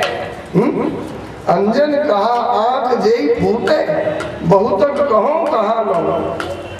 ऐसा अंजन कौन काम का कि लगाते ही आंख ही फूट गई। धर्म कर्म केवल श्री भगवान में प्रेम बढ़ाने के लिए है। ये ब्राह्मणों का बहुत बड़ा भक्त है और श्री कृष्ण से युद्ध करता है। बताओ, भगवान ब्राह्मण बनकर के इसके यहाँ गए। ये सब दिव्य कथाएं हैं। शांति से बैठ करके फुर्सत में आकर के इनका रहस्य जानना चाहिए। भागवत कथाएं बहुत होती हैं, परंतु ये रहस्य इनके जाने बिना कथा का कोई फल थोड़ी ही विशेष है। नाच लिए, कूद लिए, कमर मटका लिए, ठीक है। इसलिए श्री भगवान ब्राह्मण बन करके गए हैं और भगवान ने जरासंध के दरबार में चोर गेट से प्रवेश किया। जरासंध बैठा सिंहासन पर, 3 ब्राह्मण बड़े, देखो काम बिगड़ता है प्राय। श्री भगवान से जरासंध ने कहा, टमटम आग चलाता है, कौन है तुम?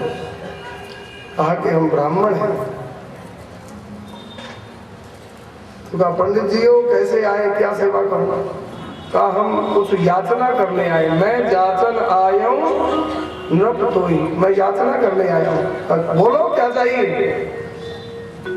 धन चाहिए, गैया चाहिए, आश्रम के लिए व्यवस्था, अन्न चाहिए, क्या चाहिए?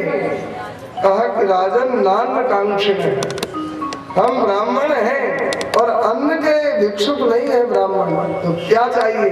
कहा कि हम कुछ मांगने आए हैं, हम जो मांगेंगे वह दोगे, वचन दो तब मांगेंगे।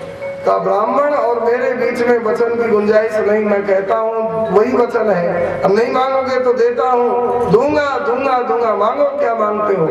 भगवान ने कहा युद्धम देहि राजेंद्र, युद्धम देहि राजेंद्र, द्वंद्व सो यदि मन्यसे। हे राजा जरासंध, हमको द्वंद्व युद्ध की भिक्षा चाहिए। एकदम चौंक गया, ब्राह्मण और युद्ध? कपटी हो तुम, ब्राह्मण का रूप बनाकर आए हो। अच्छा, और चलो तुम ब्राह्मण रूप कपट से बना के आए हो, पर मैं तो कपटी नहीं हूँ, मैं तुमको युद्ध की भिक्षा दिया, अब परिचय दो, तुम कौन हो? भगवान ने कहा परिचय तो दे देंगे, खूब बढ़िया। इनको जानते हो, खूब विशाल शरीर है, ये मेरे बुआ के बेटे हैं, इनका नाम भीम है। अयम वृकोदरः और अयम पार्थ, ये प्रथानंदन अर्जुन है और ये प्रथानंदन भीमसेन है, और मैं अनयोर मातुलेयम माम कृष्णम जानी ही ते रिपुम, मैं इन दोनों के मामा का बेटा, मेरा नाम कृष्ण है। मेरे से तो आपकी कई बार भेंट हुई है, राजन भूल गए हो? ओ हाँ, मैं वही तो सोच रहा था कि तेरी शक्ल तो देखी है। हाँ हाँ, तो वही तो है ना मथुरा वाला जो मेरे सामने से भाग गया था युद्ध में से। भगवान मन मन में सोचे 17 बार भागा, उसको नहीं देख रहा है, और एक बार में भागा ब्राह्मणों का सम्मान बढ़ाने के लिए, तो इतना याद रखे है। बड़ा विचित्र है। अच्छा हाँ ठीक है, वही वही वही वही हूँ मैं। अच्छा वही हूँ। कौन लड़ेगा, कौन से लड़ेगा तू बता? इसने भगवान ने कहा अर्जुन से लड़ेगा? अर्जुन न योद्धा भवे, अर्जुन योद्धा नहीं, तीर तलवार चलाने में कलाकार है, पर मल्ल युद्ध में मेरे बराबर नहीं, मैं अपने से कमजोर से नहीं लड़ता हूँ। भगवान ने कहा शाबाश। अच्छा मुझसे लड़ेगा? तो तुझसे लड़े वो बेवकूफ, और सच्चा कह रहा है। भगवान से लड़े वो बेवकूफ तो है ही, और कौन है? अब तुझसे लड़े वो बेवकूफ। अच्छा तो तू क्या बुद्धिमान है? अच्छा हमसे क्यों नहीं लड़ेगा? कहा कि तू टिके तब तो लड़े, तू टिकता ही नहीं है, भाग जाता है? तेरे जस अब जस की कोई चिंता नहीं है, तो हम तुमसे नहीं लड़ेंगे। तू मेरे आगे से भाग गया था इसलिए कमजोर से मैं नहीं लड़ता हूँ। अच्छा भीम से लड़ेगा? हाँ, भीमस्तुल्य बड़ो मम, भीम मेरे समान शरीर बल में थोड़ा सा है और मैं भीम से लड़ूंगा। भगवान ने कहा भीम से ही लड़, उसी से कचूमर निकलवाऊंगा तेरा। भीम और ये 2 गदा निकाल करके शस्त्रागार से लाया। एक गदा भीम को दे दी गई, एक गदा इसने ली और भयंकर गदा युद्ध स्टेडियम में होने लगा। और कुर्सियों पर सब अर्जुन और श्री कृष्ण देख रहे थे बैठ करके, सारी जनता देख रही थी और अखाड़े में बड़ा भारी चटाचट गदाएं टकराती, अगली बरसती। ऐसा युद्ध तो आज तक किसी ने देखा नहीं। फिर गदाओं को धर दिया, फिर बॉक्सिंग युद्ध होने लगा। घूसा और घूसा होने लगा। घूसा से भी भीम को बड़ी भारी चोट पड़ी थी, हड्डियों के जोड़ ढीले हो गए। भीमसेन बड़े भारी परेशान है। अब फिर कुश्ती भी हो रही थी। भीम, एक दिन की बात, इतना घूसा पड़े भीम के शरीर में कि भीम को नींद नहीं आ रही थी। रोटी तो खा लिए जैसे तैसे, दूध भी पी लिए रात को, पर नींद नहीं आ रही है। अब भीमसेन सोच रहे थे कि ये दोनों कृष्ण और अर्जुन सो जाए तो मैं भाग जाऊं दिल्ली।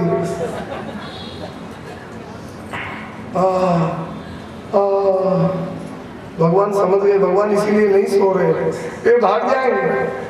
भगवान ने कहा भीम दादा करा रहे हो क्या, नींद नहीं आ रही है? और ये जरासंध खाकर दूध पीते ही खर्राटा भरने लगा, जोर जोर से खर्राटा लेने लगा। तो भगवान जरासंध और ये भीमसेन और घबरा गए कि ये काल है कि योद्धा है। देखो खाते ही सो गया और हमको तो नींद नहीं आ रही है, कल युद्ध कैसे करेंगे, कुश्ती कैसे करेंगे? सोएंगे नहीं तो शक्ति प्राप्त नहीं होगी, थकान ही बनी रहेगी, फिर युद्ध कैसे होगा? भगवान ने कहा भीम दादा क्या नींद नहीं आ रही है? कहा नींद नहीं आ रही है कृष्ण। तो क्या सोच रहे हो? कहा तुम दोनों सो जाओ तो मैं दिल्ली भाग जाऊंगा, यही सोच रहा हूँ। क्यों भागोगे? अरे कहा मैं समझ गया तुम दोनों सलाह करके आए हो क्या? तुम दोनों हमको यहाँ मरवाने के लिए लाए हो। मैं दिन भर पिटता रहता हूँ, तुम दोनों स्टेडियम में बैठ करके तमाशा देखते रहते हो। आज तो इतना दर्द हो रहा है कृष्ण, नींद नहीं आ रही है, मैं तो कल युद्ध नहीं कर सकता हूँ। भगवान ने कहा भीम दादा दिल्ली के पहलवानों की नाक कटवानी है, भागना नहीं है। कहा कि भागना नहीं है तो कल तो मैं बचूंगा नहीं। तो कहा कि नहीं दादा चिंता मत करो, कल तेरी जीत हो जाएगी। तो कैसे हो जाएगी? कहा कि हो जाएगी, मैं कह रहा हूँ। तेरे कहने का कोई हिसाब है? तो कब क्या कहेगा? अरे कहा मेरा ही कहने का हिसाब है और किसी का हिसाब। वो सत्यनारायण भगवान की। कहा कि कल कैसे जीत हो जाएगी? कहा कि अभी तक क्यों नहीं हुई? अभी तक इसलिए नहीं हुई मैं कमजोर हूँ, बलवान है। तो कहा कि दादा जीत और हार का बल से कोई ताल्लुक नहीं है। भगवान ने कहा कैसी बात है? अरे बल से जीत नहीं होती है, शारीरिक बल से। और निर्बल शारीरिक बल नहीं होने से हार भी नहीं होती है। तो हार जीत किससे होती है? कहा कि हार जीत का सूत्र मैंने अर्जुन को गीता में दिया है। तस्मात् सर्वेषु कालेषु माम अनुस्मर युद्ध च। मेरा स्मरण करे और युद्ध भी करता रहे। युद्ध माने कर्तव्य कर्म का पालन करो और केवल कर्तव्य पालन नहीं, मेरा स्मरण भी करते रहो। तो बल होवे चाहे नहीं, धन होवे चाहे नहीं, सत्ता होवे चाहे नहीं, अवश्य ही संसार में उसकी विजय होगी। ये दो कर्म यदि साथ देवे, साथ में हो, एक तो भगवत स्मरण और एक कर्तव्य कर्म का पालन। एक पहिया से रथ नहीं चलता है। राधे राधे। एक पहिया से रथ चलता है? रथ में दो पहिया की आवश्यकता होती है, और एक पहिया है कर्तव्य कर्म का पालन, और दूसरा पहिया है हरि स्मरण। तस्मात् सर्वेषु कालेषु माम अनुस्मर युद्ध च। हे भीम दादा, अभी तक तुम्हारी जीत क्यों नहीं हुई बताओ? तुम मुझको भूल करके अपने बल से युद्ध कर रहे थे, और अपने बल से किसी की जीत न हुई, न होगी, न हो सकती है। जब तक परमात्मा का आश्रय नहीं लेंगे तब तक जीत नहीं होती। मुख में हो राम नाम, राम सेवा हाथ में। मुख में हो राम नाम, राम सेवा हाथ में। मुख में हो राम नाम, राम सेवा हाथ में। मुख में हो राम नाम, राम सेवा हाथ में। अब तू अकेला नहीं प्यारे, राम तेरे सामने। तू अकेला नहीं प्यारे, राम तेरे साथ में। तू अकेला नहीं प्यारे, राम तेरे साथ में। तू अकेला नहीं प्यारे, राम तेरे साथ में। विधि और इतने पर भी यदि कोई परिस्थिति आवे तो विधि का विधान जान, हानि लाभ सही है। विधि का विधान जान, हानि लाभ सही है।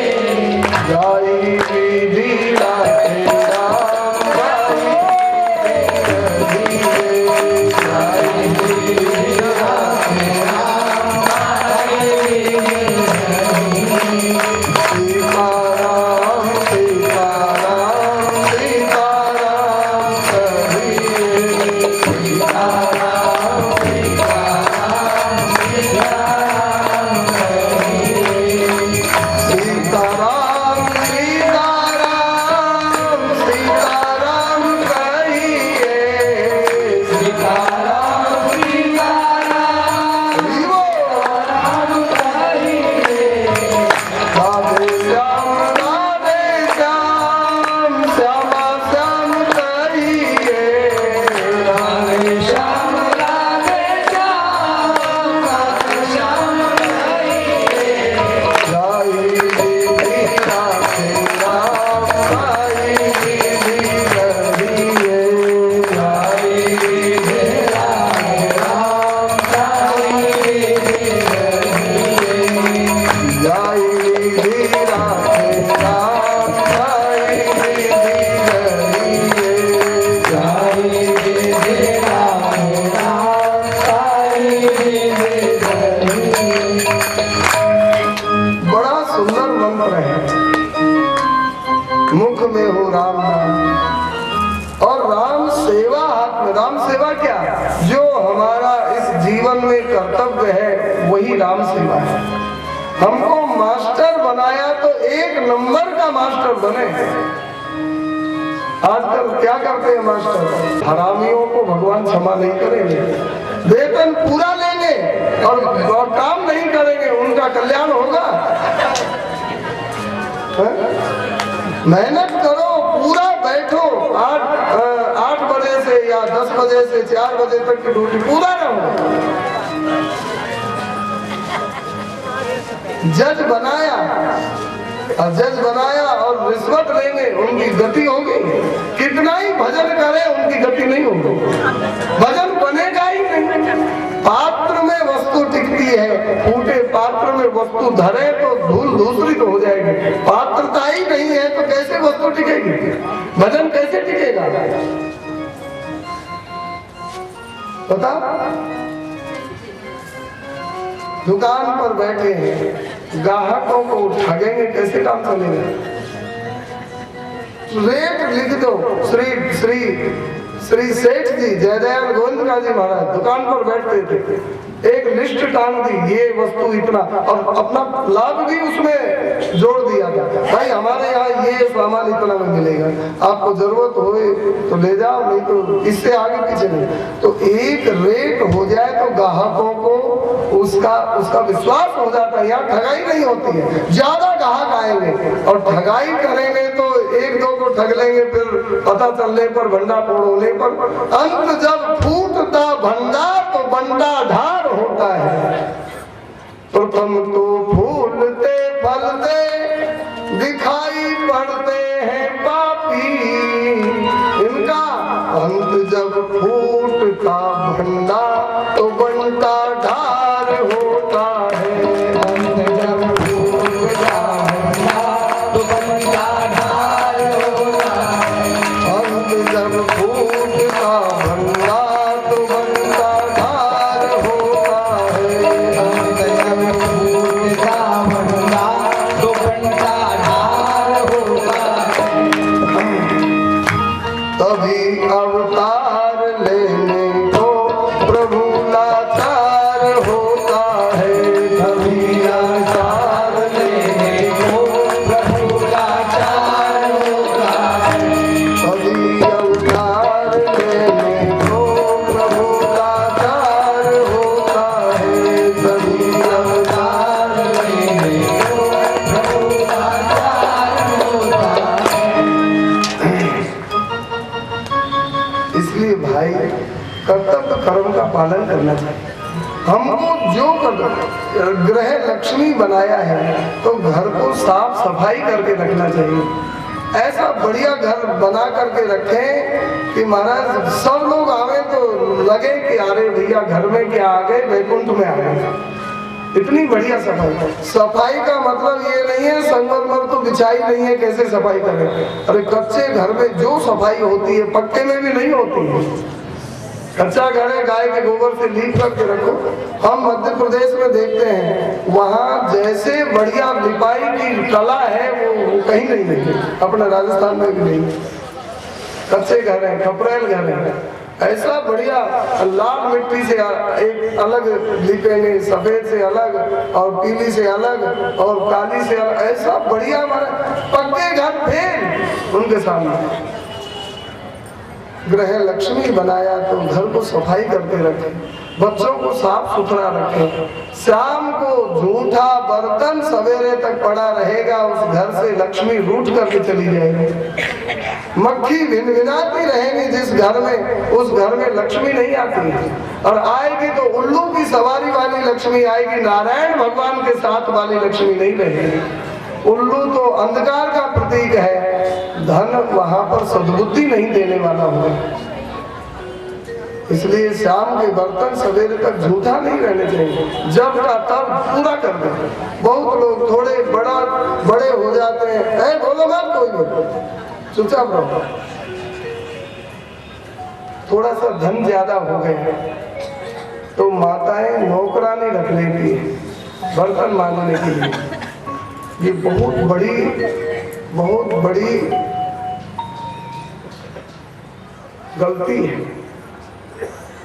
नौकरानी तो अपने जैसा बर्तन मांजेगी, और जो बड़े बड़े घर की माताएं हैं ना, जब नौकरानी बर्तन मांजेगी तो वो अस्पताल में जाकर के भर्ती होंगी, होना ही पड़ेगा।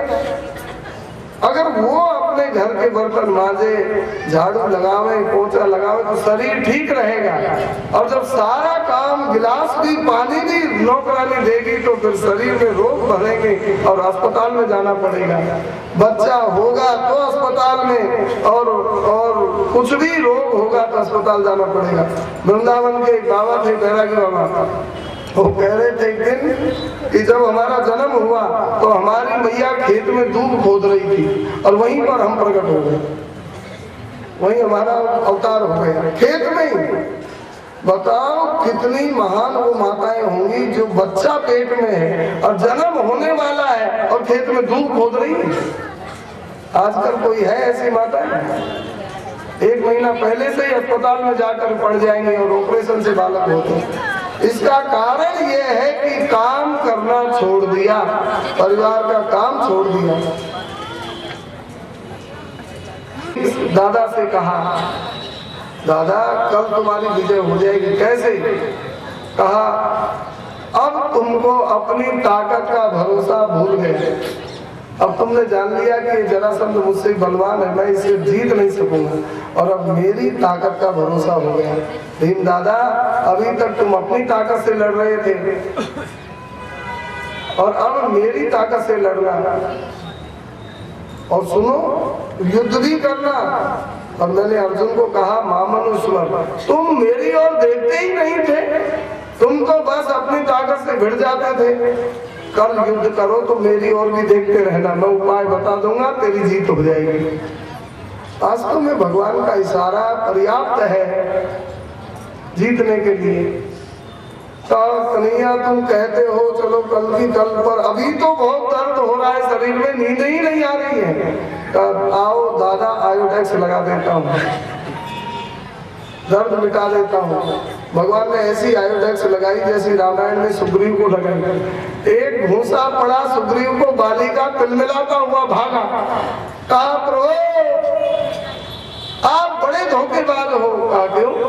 आपने हमको वहां लड़ने भेज दिया, आप तमाशा देख रहे थे, मैं पिट रहा था, आप देख रहे थे।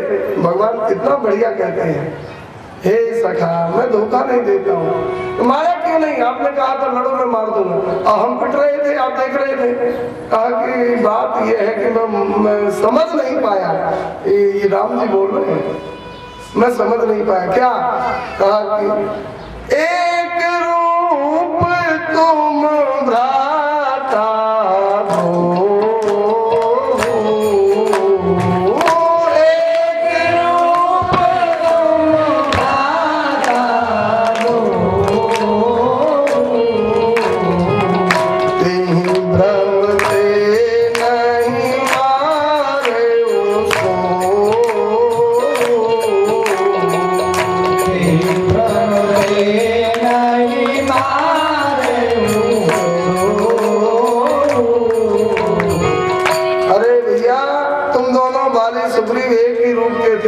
समझ नहीं आई, कहीं तेरे ही बाण लग जाता तो।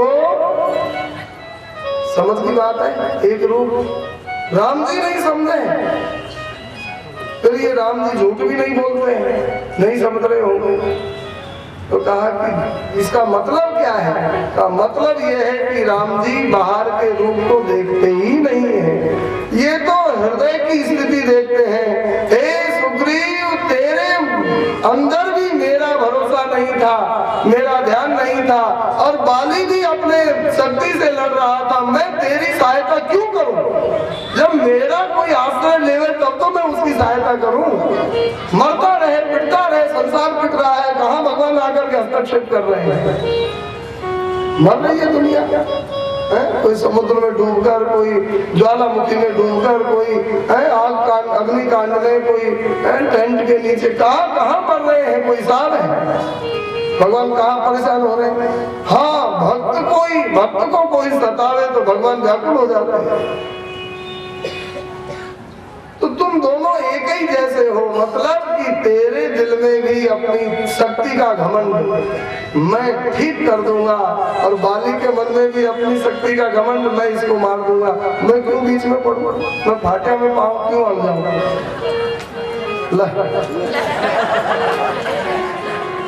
भगवान फाटे में पाँव क्यों अड़ जावे? अब जा दोबारा। कहा कि अभी तो मैं मर रहा हूँ, अब जाऊं कैसे? एक घूसा पड़ा, मुष्टि प्रहार वज्र सम लागा, वज्र के समान भयंकर मुक्का लगा है, महाराज तिलमिला गया हूँ, अब जाने की हिम्मत नहीं है। कहा भैया आओ मैं आयोडेक्स लगा देता हूँ। कर पर सासु ग्रीव शरीरा,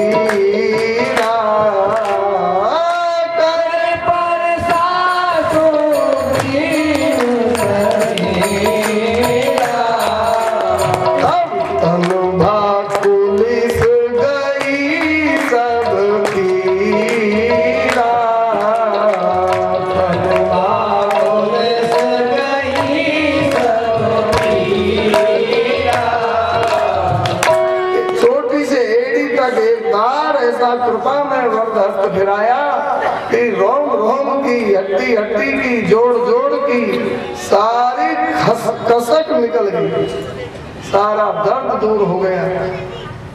भीम दादा को भी भगवान ने ऐसे ही आयोडेक्स लगाई। अब भीम दादा का सारा दर्द जाता रहा और रात में और जरासंध आजा, भगवान ने कहा दादा अभी आधी रात है, अभी सो जाओ, सवेरा होते ही युद्ध होगा। होते ही नहीं रहा कि अभी या रात है कि दिन है। भगवत कृपा ऐसी है, क्षण मात्र में हमारे सारे संकट दूर हो जाएंगे। एक बार आश्रय तो लेकर देखें। श्री सवेरा होते ही भीम और अर्जुन और तीनों नहाए, नहा धो करके बाल भोग किए और फिर युद्ध के लिए मैदान में आ गए। और एक ही पकड़ में भीम ने जरासंध को चौखा में धड़ाम से चित कर दिया। बोलिए भीम दादा की। और छाती पर चढ़ करके सिंह की तरह गर्जने लग गए। भगवान की ओर देखा, भगवान ने इशारे एक तिनका लिया और तिनका लेकर इशारे से कहा कि ऐसे फेंक दो विपरीत दिशा में। अब जरासंध ऐसे ही जन्मा था, ऐसे ही मरेगा। भीम ने निचले पांव पर पांव रखा, ऊपरले पांव को पकड़ के कटाक से चीर दिया। बोलिए भीम दादा की। जय जयकार हो गई, आकाश से पुष्प बरसने लगे, आनंद हो गया। अब तो स्टेडियम में कूद पड़े अर्जुन और श्री कृष्ण। अर्जुन और श्री कृष्ण ने भीम दादा के पांव छुए, बड़े हैं, और भीम ने दोनों को हृदय से लगा लिया। जरासंध का बेटा सहदेव नाम था, उसको भगवान ने राजगद्दी पर बैठाया।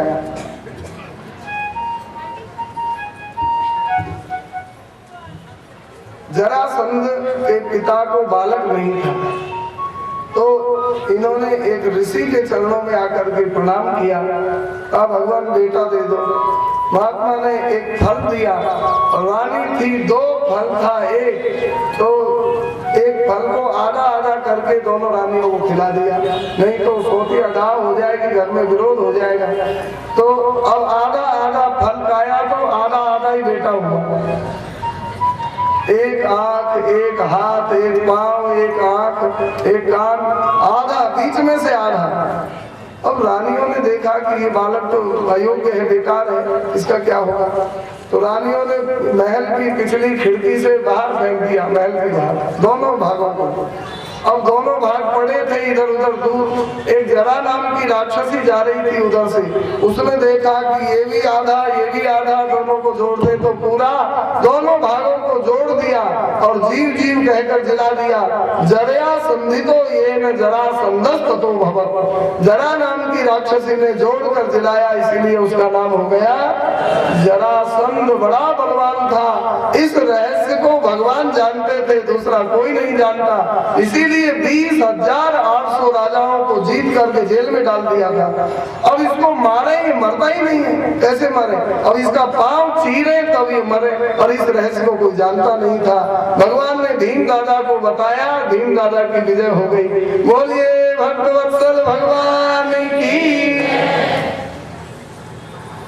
इसने जेल में राजाओं को बंद कर रखा था और इसका संकल्प था कि इन राजाओं को काट करके बलि चढ़ाऊंगा, सब राजाओं को। कोई गोमेध करता है, कोई अश्वमेध करता है, मैं नरमेध करूंगा और नरमेध में इन राजाओं की बलि चढ़ाऊंगा।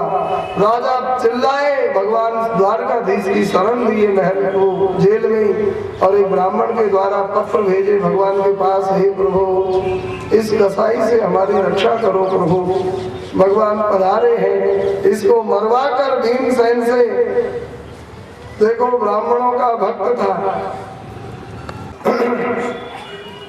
भगवान ने उन 20,800 राजाओं को निकाला और निकाल करके उन सब से कहा तुम अपनी अपनी राजधानी चले जाओ, और देखो तुम्हारा यह दुश्मन मर गया, अब तुम राजधानी जाकर के भेंट दक्षिणा लेकर के युधिष्ठिर जी के राजसूय यज्ञ में आ जाओ। एक जरासंध को मार करके भगवान ने 20,800 रजवाड़े युधिष्ठिर जी के अपने बना दिए। थोड़ी भूमि होगी क्या, 20,800 रजवाड़े, कितना क्षेत्र होगा, उतना क्षेत्र युधिष्ठिर जी के अनुगत हो गया। भगवान का काम पुख्ता काम होता है, कच्चा काम नहीं, पक्का ही काम होता है। सबको कहा कि तुम लोग और यहाँ युधिष्ठिर जी के अनुगत हो जाओ, इनको महामंडलेश्वर मानो और अपने खंड मंडलेश्वर बने रहो और इनकी आज्ञा का पालन करो, नहीं तो तुम लोगों को फिर ऐसा ही दंड मिलेगा। सब राजाओं ने स्तुति की है। इनकी स्तुति का एक श्लोक आप लोग भी बोल लें, क्योंकि संकट में इस श्लोक को बोलने से भगवान की कृपा प्राप्त होती है। कृष्णाय वासुदेवाय, कृष्णाय वासुदेवाय, हरे परमात्मने, हरे परमात्मने, प्रणतक्लेशनाशाय, प्रणतक्लेशनाशाय,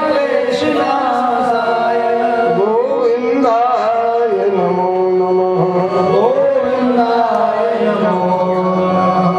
कृष्णाय वासुदेवाय, कृष्णाय वासुदेवाय, हरे परमात्मने, हरे परमात्मने, प्रणतक्लेशनाशाय,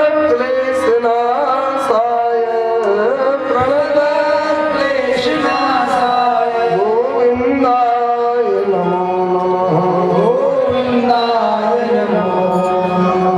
कृष्णाय वासुदेवाय, हरे परमात्मने, कृष्णाय वासुदेवाय, हरे परमात्मने, प्रणतक्लेशनाशाय, गोविंदाय नमो नमः, प्रणतक्लेशनाशाय, गोविंदाय नमो नमः, गोविंदाय नमो नमः, गोविंदाय नमो नमः, गोविंदाय नमो नमः, गोविंदाय नमो नमः, गोविंदाय नमो नमः, गोविंदाय नमो नमः, गोविंदाय नमो नमः, गोविंदाय नमो नमः। कृष्णाय वासुदेवाय, हरे परमात्मने, कृष्णाय वासुदेवाय, हरे परमात्मने, प्रणतक्लेशनाशाय, गोविंदाय नमो नमः, प्रणतक्लेशनाशाय, गोविंदाय नमो नमः, गोविंदाय नमो नमः, गोविंदाय नमो नमः। जय जय श्री राम।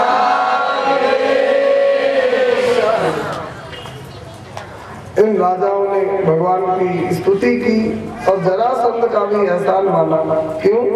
हे नाथ, हम राज्य करते हुए बड़े बड़े पाप कर रहे थे, जरासंध की कृपा से हम पाप छोड़ दिए और आपका देव दुर्लभ दर्शन हमको हो गया। पांडवों का राजस्व यज्ञ हुआ और यज्ञ में अग्र पूजा किसकी हो, यह प्रश्न उठा। अग्र पूजा बड़े आदमी की होती है। अब कोई क्या कहे, कोई क्या कहे। सहदेव ने कहा, पांडवों में छोटे भैया सहदेव बहुत बड़े विद्वान हैं, अथवा जरासंध का बेटा भगवान का भक्त था, उसका नाम भी सहदेव था। उसने कहा कि अरे सभासद हो, विचार करो, जहाँ पर श्री कृष्ण विराजमान है, किसकी पूजा करें ये चर्चा करना भी पाप है। राधे राधे। जहाँ श्री कृष्ण साक्षात विराजमान है, वह किसकी पूजा करें ये चर्चा करना भी पाप है। कृष्ण की पूजा होगी और किसकी होगी।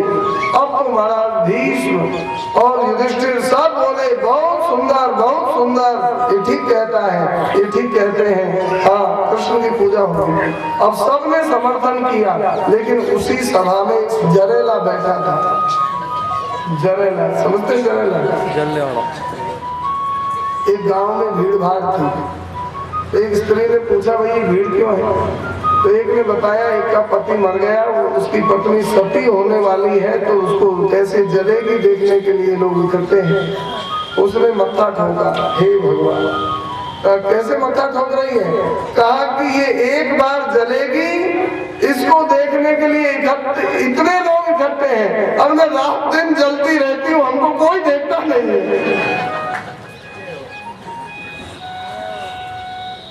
इसका बेटा कैसा, इसका मकान कैसा, इसकी साड़ी कैसी, इसकी नथ कैसी, मैं रात दिन जलती रहती हूँ। इसकी कार, इसकी 10 मंजिला कोठी, इसका ये कुर्ती रहती, हमको कोई नहीं देखता है। अरे एक बार जलेगी, इसको देखने के लिए इतने लोग इकट्ठे हैं, सब मूर्ख हैं। ऐसा ही जरेला किसी के सुख को देख करके जो कूड़े जले। अब भगवान की पूजा हो रही है तो ये उसी सभा में बैठा था शिशुपाल, भगवान की बुआ का बेटा, पूर्व जन्म का रावण। वो बकने लग गया। भगवान स्नान करके बढ़िया और रेशमी पावड़े बिछे हुए हैं और भगवान ललित गति से पाद विन्यास करते हुए भगवान चल रहे हैं। भगवान को बड़े मटक मटक करके हस्ती हाथी की चाल से चलते हुए देख करके वह तो बेचारा जल गया, कुट गया। और उसने कहा, देखो देखो ये सारी सभा मूर्खों की सभा है, या कोई जानकार विद्वान नहीं है। मैं पूछता हूँ, और वो बकने लगा, मैं पूछता हूँ कि इसकी पूजा कौन कौन से हो रही है? अरे कोई भले आदमी की पूजा होनी चाहिए, ये कृष्ण की पूजा कौन कौन से? अब इतना बोलते ही भीम और अर्जुन गदा और धनुष्मान लेकर खड़े हो गए। हमारे घर में यह नीच हमारे प्रभु का अपमान करने वाला कौन होता है? अभी इसको ठीक कर देंगे। भगवान ने इशारे से कहा, भीम और अर्जुन चुप हो जाओ, इसका मेरा लेन देन आज पूरा हो जाएगा। चुप। अब वह गाली देने लगा। सारी सभा को भगवान ने शांत कर दिया। देने दो गाली, मैं सुन रहा हूँ। अरे भाई ये दे रहा है, मैं ले रहा हूँ, तुम लोग हाय हाय क्यों करते हो? मेरा इसका है, भाई भाई हम लोग हैं, देने दो, हम तो गाली दे रहे। तो इसने गाली दी 90, 95, 99 गाली दी। भगवान चरण के अंगूठे से लाइन खींचते जा रहे थे। भगवान ने कहा 99 हो गई, अब एक भी आगे देगा तो फिर ठीक नहीं। इसने कहा 3 और दूंगा। एक बड़ा, भगवान ने कहा बस अब लिमिटेड कंपनी पूरी, अब आगे एक भी देगा तो अब तेरी खैर नहीं। इसने एक और गाली दी। भगवान ने तुरंत सुदर्शन चक्र छोड़ा है, इसका गला काट दिया, धड़ सिर से गिर पड़ा। बोलिए पतित पावन भगवान की। इसका गला कट गया। 100 गाली का बड़ा सुंदर प्रसंग।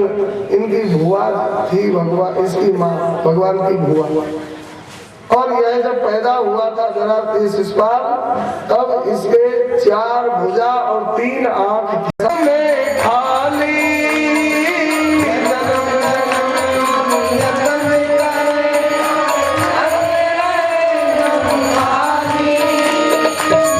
गए तुम्हारे धाम निशाचर, गए तुम्हारे धाम निशाचर, गए 100 गाली हर तेरी लीला अजब निराली, हर तेरी लीला अजब निराली।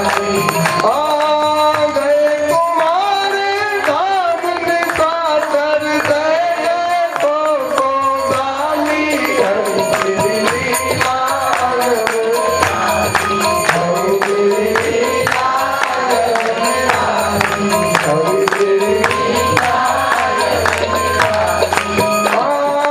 उमर पार न पाए, उमर पार न पाए, बड़े बड़े कपशाली, हर तेरी लीला अजब निराली, हर तेरी लीला अजब निराली। प्रभु हरि लीला अजब निराली, प्रभु हरि लीला अजब निराली। हे नाथ, आपकी लीला नहीं समझ आती है। 100 गाली देने वाले धाम भेज रहे हो? ये शिशुपाल की दिव्य सदगति पर नारद जी आदि ने शंका करी है। हे नाथ, जो आपको रात दिन गाली देता था, जन्मते शिशुपाल नित प्रति देत घन घन गारी, कियो सुलीन आप में हरिराज सभा मजार, ऐसी कौन प्रभु की रीत, विरध हेतु पुनीत परिहर पामरन पर प्रीत, ऐसी कौन प्रभु की रीत। इस तरह से महाराज इसकी सदगति हुई और फिर राजसूय यज्ञ में भगवान की सबसे अग्र पूजा हुई। भगवान ने अंत पूजा भी ली और कहा, दादा मेरे लिए क्या सेवा है? युधिष्ठिर जी ने कहा, आप सिंहासन पर बैठे बैठे मंद मंद मुस्कुराते रहो, यही सेवा है। कहा यही सेवा है तो हम बोरिया बिस्तर बांध करके द्वारका जा रहे हैं, हमारे यहाँ मुस्कुराने की जरूरत नहीं है। कहा कैसे? हमको सेवा बताओ तो हम यहाँ रहेंगे और नहीं तो हम अभी चले जाएंगे। युधिष्ठिर जी ने कहा, गोविंद जाओ मत। कहा तो सेवा बताओ। का सेवा बता, क्या बतावें, सेवा है ही नहीं है। का सेवा नहीं हो ऐसा हो ही नहीं सकता। सेवा बहुत है, लिस्ट बताई, देखो ये लिस्ट में सारी सेवा बट गई और कोई सेवा है नहीं। कहा कि इस लिस्ट में तो 2 बहुत मुख्य सेवा बच रही है। कहा तो बताओ कौन सी है? कहा कि ये ऐसे नहीं बताऊंगा। कैसे बताऊंगा? कहा जो सेवा बची है वे मेरी होंगी, ये वचन दो तब बताऊंगा। कहा कि देता हूँ, अब सेवा है ही नहीं है। खूब बुद्धि लगा लगा करके सेवा ले ली थी भगवान। तो देखो जो सेवा भावी है ना, उसके लिए सेवा की कमी नहीं है, और जो आलसी है उसके लिए कोई सेवा ही नहीं है। आलसी के लिए कोई क्या करेगी, कुछ काम ही नहीं है। महाराज जी कहते थे, भक्त मालिक जी महाराज कहते, हाँ ठीक कहते हो, तेरे लिए कोई काम नहीं है। हवा चली ही रही है, धूप पड़ी रही है, और महाराज ये सब फूल खिल ही रहे हैं, चिड़िया चहक ही रही है, अपने आप ही सब हो रहे, तू क्या करे? तो तू बैठा रहे पत्थर, क्या करेगा? जो सेवा भावी है उनके लिए सेवा की कमी नहीं है, और जो आलसी है उनके लिए कोई सेवा नहीं। भगवान ने कहा कि दादा इसमें 2 सेवा बहुत मुख्य है, छूटी हुई। कहा कि बताओ। कहा मेरी सेवा होगी। कहा तुम्हारी सेवा होगी। भगवान ने कहा, आने वाले ऋषि मुनियों के चरण कौन धोएगा, मुख्य सेवा है। और भोजन के बाद में पत्तल झूठी कौन उठाएगा, ये दोनों सेवा मेरी है।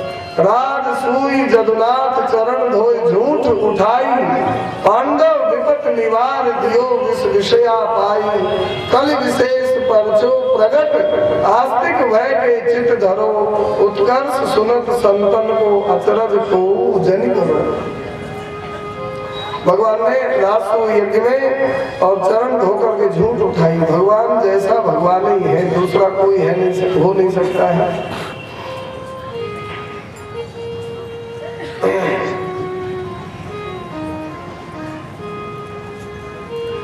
भगवान ने राजसूय यज्ञ भगवान की कृपा से पूरा हुआ।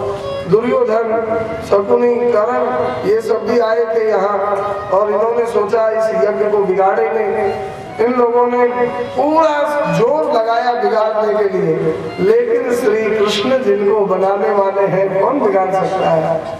जिसका रक्षक श्री राम उसे कोई मार नहीं सकता, जिसका रक्षक श्री राम उसे कोई मार नहीं सकता, प्रभु जगन्नाथ का दास जगत से हार नहीं सकता,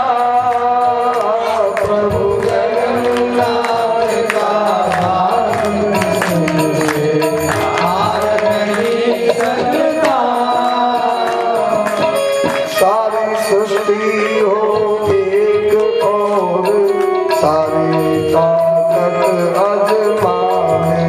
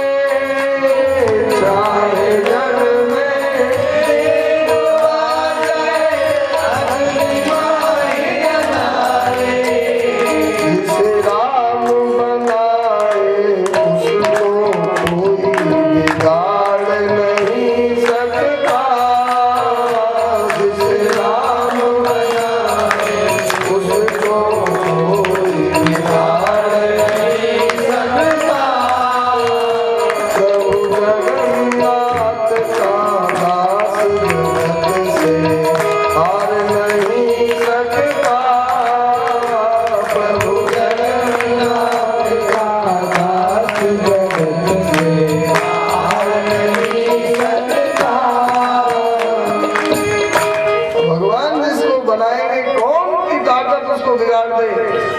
दुर्योधन सोचा कि हम खजांची बनेंगे। कर्ण ने कहा मैं दान देने पर रहूंगा, और उसने कहा शकुनी ने मैं ब्राह्मणों को बिदकाऊंगा। तू क्या बिदकाएगा, तू ही बिदक जाएगा।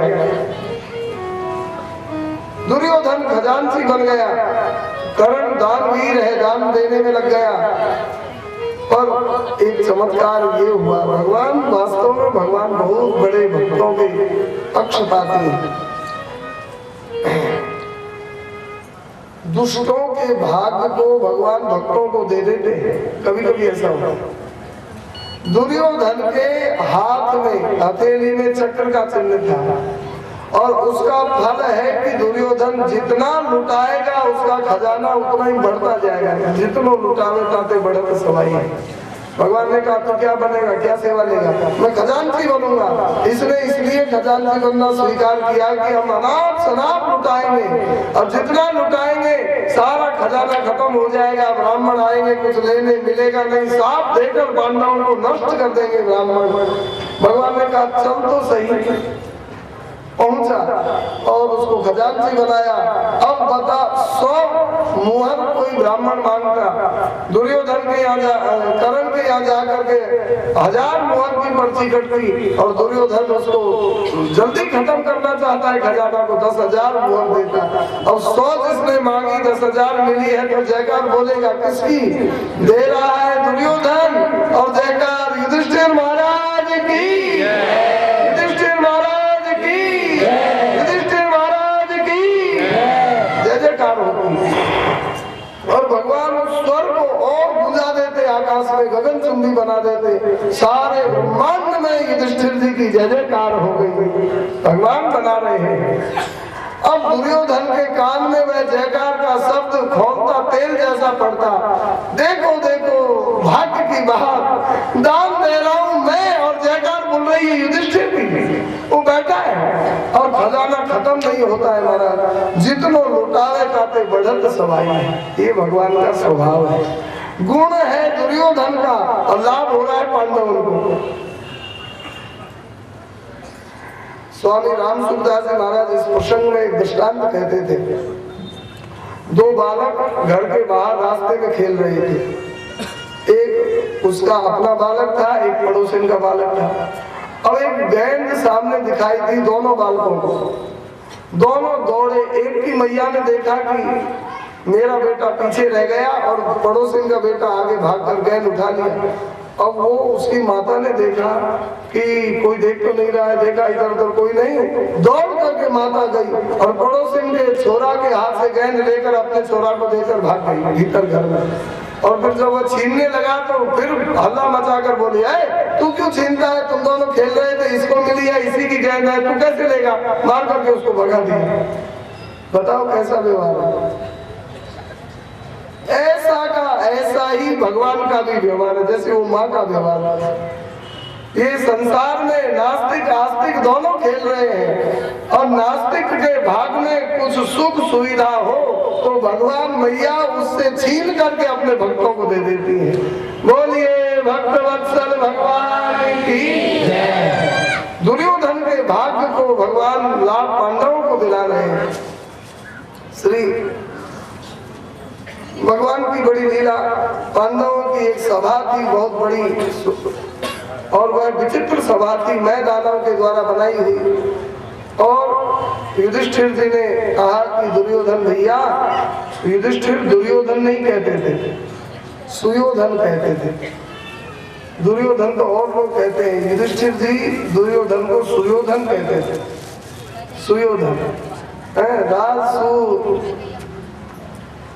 ये सुयोधन तो सेवक को लगा दिया और कहा कि राजा सुयोधन को हमारी सभा का दर्शन कराओ। उस समय पांडव खांडव प्रस्थ के राजा हैं और यह इंद्रप्रस्थ का राजा है दुर्योधन। तो खांडव प्रस्थ का बड़ा भारी विकास और बहुत ज्यादा विकास हो रहा है। श्री युधिष्ठिर जी की आज्ञा से सेवक दुर्योधन को सभा का दर्शन कराने ले जा रहा है। और वो सभा ऐसी विचित्र थी कि जहाँ भूमि दिखे वहां पर जल होता था, जहाँ थल वहां जल, जहाँ दरवाजा वहां दीवार वहाँ दरवाजा होता था। और इस विचित्र रहस्य को वहीं के लोग जानते थे। नया आदमी तो टकरा जाए मर जाए। सेवक आगे आगे चल रहा, नहीं पीछे पीछे चल रहा था, दुर्योधन आगे आगे। तो दुर्योधन दीवार की ओर जा रहा था। सेवक ने कहा कि महाराज महाराज उधर दरवाजा नहीं, उधर इधर है दरवाजा। अरे कहा मेरा बाप अंधा है, मैं अंधा थोड़ी हूँ, हमको दिख रहा है दरवाजा, मैं इधर जाऊंगा। उधर गया, जोर से दीवार में माथा टकराया, फिर लौटा। महाराज हम पहले ही कह रहे थे इधर से आओ। उसने समझा बड़ा विचित्र है, दरवाजा दिख रहा था, माथा टकरा कर फूटा है। फिर जब वो सेवक के कहे अनुसार चला तो भीतर प्रवेश हुआ।